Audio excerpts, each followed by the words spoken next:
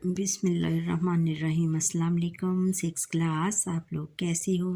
उम्मीद है कि आप सब लोग ठीक होंगे।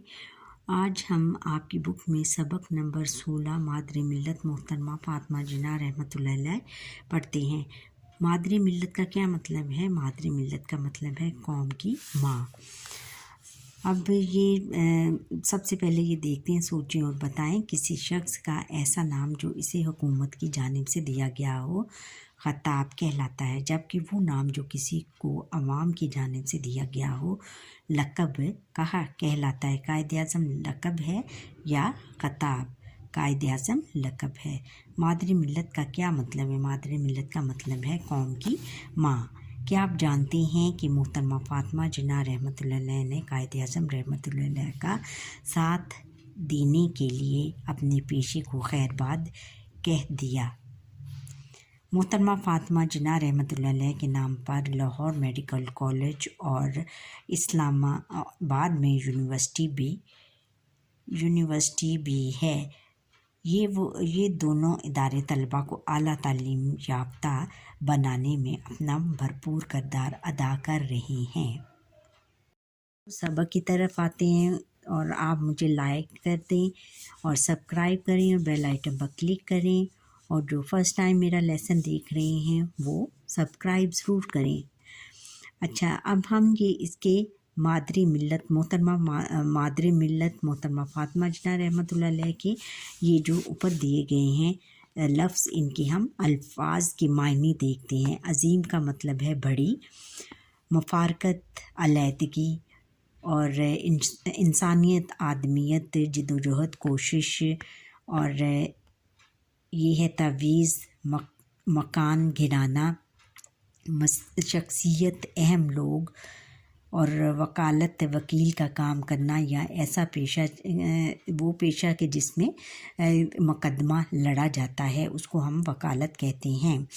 मसरूफ़, काम में लगे रहना, लगे हुए होना, और मुश्तरका शरीक किया गया। और फिर आमरियत है। आमरियत का मतलब है शख्सी हुकूमत या आमराना हुकूमत। अब हम सबक की तरफ आते हैं। अजीम शख्सियात रोज़ पैदा नहीं होती, यानी बड़ी शख्सियात जो हैं वो हर रोज़ पैदा नहीं होती, यानी वो बहुत देर बाद पैदा होती हैं और रोज़ पैदा नहीं होती। जब कुदरत को हमारे हाल पर रहम आता है तो हमारी दुआएं कबूल हो जाती हैं और ऐसी शख्सियात हमारी मदद करने दुनिया में तशरीफ़ लाती हैं, जो बेमिसल होती हैं, जिनकी कोई मिसाल नहीं होती। ऐसी ही शख्सियात में से एक शख्सियत मोहतरमा फ़ातिमा जिन्ना की थी। कायद-ए-आज़म मोहम्मद अली जिन्ना रहमतुल्लाह अलैह की सबसे छोटी बहन फ़ातिमा जिन्ना रहमतुल्लाह अलैह 31 जुलाई 1893 को कराची में पैदा हुई। आप 7 बहन भाइयों में सबसे छोटी थी। आप और आपके सबसे बड़े भाई मोहम्मद अली जिन्ना रहमतुल्लाह अलैह की उम्रों में 17 बरस का फ़र्क था। कायद-ए-आज़म रहमतुल्लाह अलैह के अलावा आपकी मज़ीद 3 भाई और 2 बहनें थीं। आप भी छोटी सी थीं कि आपकी वालिदा मीठी भाई जिन्ना इस दुनिया से कूच कर गई, यानी इस दुनिया से चली गई। आपकी उम्र 8 साल ही की थी कि आपकी वालिदे मोहतरम पूंजा जिन्ना भी इस दुनिया दारे मफ़ारकत दे गई, यानी रहलत फरमा गए या वफ़ात पा गए। इस मौके पर भाई और बहनों की ज़िम्मेदारी बड़े भाई मोहम्मद अली जिन्ना रहमतुल्लाह अलैह के कंधों पर आ गई। उस वक्त तक मोहम्मद अली जिन्ना रहमतुल्लाह अलैह वकील बन चुके थे और मुंबई में वकालत कर रहे थे। उन्होंने अपनी बहन को भी वहीं बुला लिया। मोहतरमा फ़ातिमा जिन्ना रहमतुल्लाह अलैह पहले कराची में तालीम हासिल कर रही थी, अब मुंबई में जाकर कॉन्वेंट स्कूल में दाखिल हुई। कॉन्वेंट स्कूल यानी मसीहियों का इदारा होता है, तालीमी इदारा, उसको कॉन्वेंट बोलते हैं। आप बचपन से ही ज़हीन थी।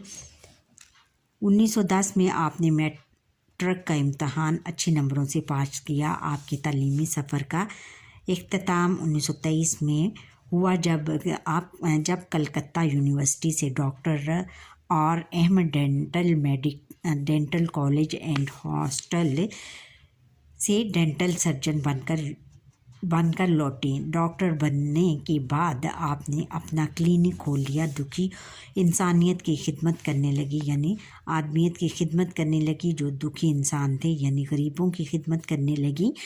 1939 میں قائد اعظم رحمۃ اللہ علیہ کی اہلیہ کا انتقال ہوا، یعنی ان کی بیوی کا انتقال ہوا۔ آپ اکیلے رہ گئے۔ گھر کی ذمہ داریاں سنبھالنے کے لیے گھر میں کسی کا ہونا ضروری تھا۔ اس موقع پر فاطمہ جناح رحمۃ اللہ علیہ نے بہن ہونے کا ثبوت دیا، یعنی بہن ہونے کا فرض ادا کیا اور بھائی کے ساتھ ہی رہائش پذیر ہو گئی۔ اب آپ اپنے بھائی کی ہر طرح سے مددگار بن گئی۔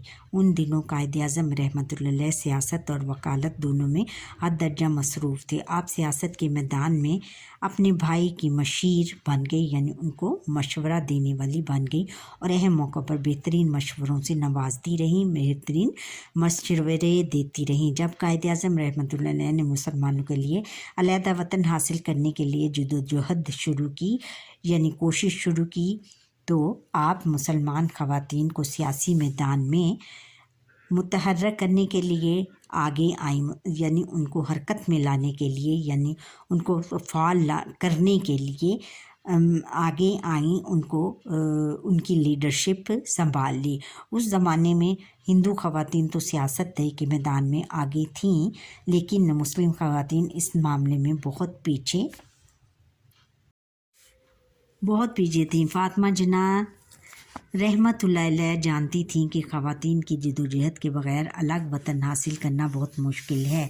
آپ نے گھر گھر جا کر مسلمان خواتین کو سیاست میں حصہ لینے پر آمادہ کیا۔ انہوں نے مسلم خواتین کو مسلم لیگ کے جھنڈے تلے اکٹھا کیا، یعنی انہوں نے مسلم لیگ کے جھنڈے تلے اکٹھا کیا، یعنی ان کی اپنی کاوشوں میں یا کوششوں میں ان کو اپنے ساتھ لے کر چلیں اور مردوں کے شانہ بشانہ مشترکہ جدوجہد کا آغاز کیا اور مردوں کے کندھے سے کندھا ملا کر مشترکہ یعنی شریک ہو کر، مردوں کے ساتھ شریک ہو کر جدوجہد جو کوشش کر رہے تھے اس میں وہ شریک ہوئیں۔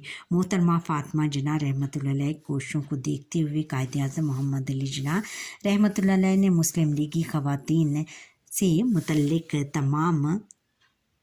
تمام ذمہ داریاں فاطمہ جناح رحمۃ اللہ علیہ کو تفویض کر دی، یعنی ان کو سونپ دی، ان کو ان کے حوالے کر دی۔ محترمہ فاطمہ جناح رحمۃ اللہ علیہ اور دیگر مسلم خواتین رہنماؤں جن میں بیگم سلمہ تصدق حسین، بیگم محمد علی جوہر، بیگم جہاں آنا بشیر احمد، بیگم رانا لیاقت علی خان اور لیڈی سغرا ہدایت اللہ شامل تھیں۔ سب نے مل کر الگ وطن کے حصول کے لیے، الگ وطن حاصل کرنے کے لیے زبردست کوششیں کی، بہت زیادہ کوششیں کی۔ ان خواتین کی کوششوں کا ہی نتیجہ تھا کہ اب عام مسلمان خواتین بھی مردوں کے شانہ بشانہ سیاست میں حصہ لینے لگی، کہ عام خواتین یعنی عام گھرانوں سے بھی خواتین نکل کر مردوں کے شانہ بشانہ، مردوں کے ساتھ شانہ بشانہ یعنی کندھے سے کندھا ملا کر سیاست میں حصہ لینے لگیں اور پاکستان کی جدوجہد میں حصہ لیا انہوں نے۔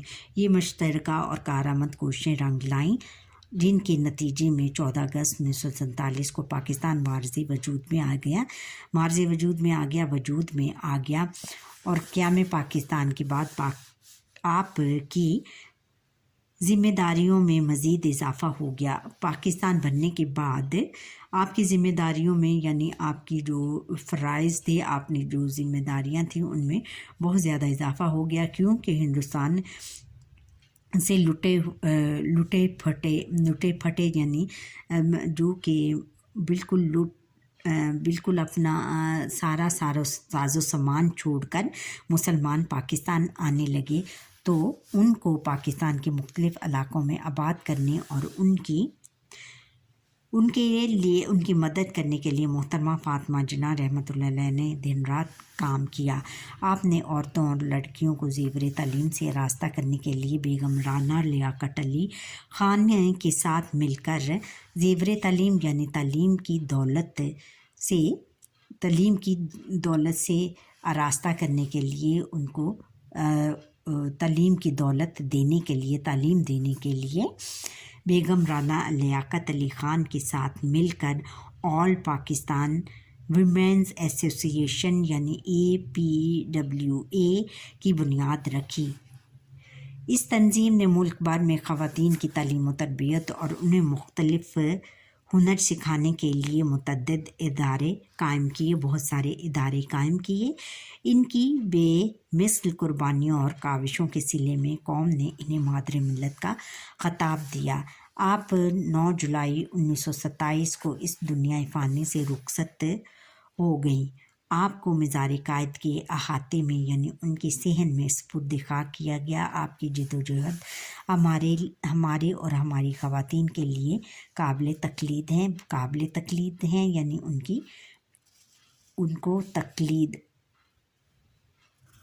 ان کی جو ہیں قابل تقلید ہے، یعنی ان کی نقل کرنے کے لیے ہیں۔ آپ کی خدمات ہمیشہ یاد رکھی جائیں گی۔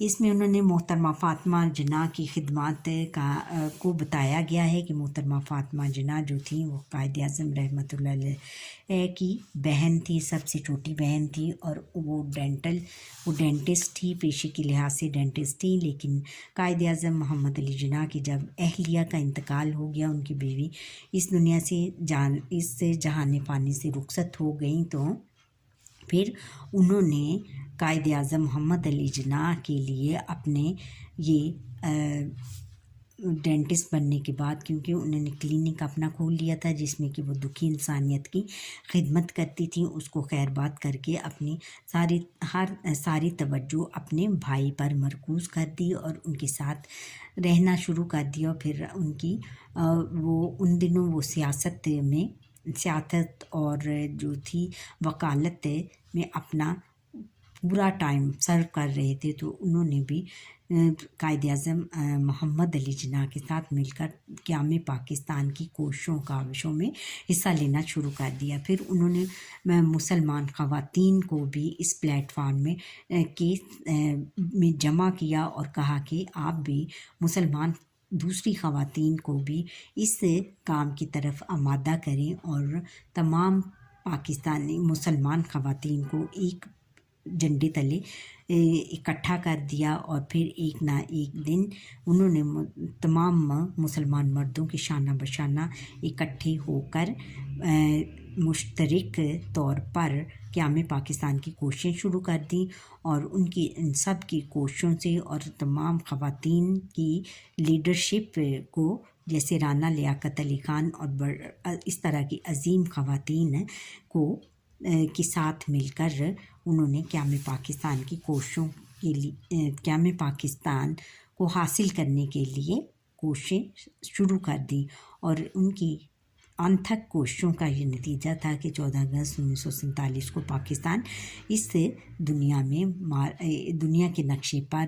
ابھر کر آیا، اور مسلمان جو تھے وہ ایک آزادانہ طریقے سے اپنی زندگیاں گزارنا شروع ہو گئے۔ اور پھر قیام پاکستان کے بعد محترمہ فاطمہ جناح کی ذمہ داریوں میں اضافہ ہو گیا، کیونکہ وہ جو لٹے پٹے مسلمان ہندوستان سے آئے تھے ان کو انہوں نے ایک تو رہائش دی، ان کو سیٹل کیا مختلف علاقوں میں، اور پھر جو خواتین تھیں انہوں نے روزگار دیے، اور جو لڑکیاں تھیں ان کو زیور تعلیم، ان کی تعلیم کے لیے ایک ایسوسیشن آل وومینز ایسوسی ایشن کی بنیاد رکھی، جس نے کہ بہت فعال ادارہ قائم ہوا، جو کہ مسلم پاکستانی خواتین کو تعلیم دینے کے لیے اس نے بہت اہم کردار ادا کیا اس جو تھا ادارہ. اور اس کے بعد پھر وہ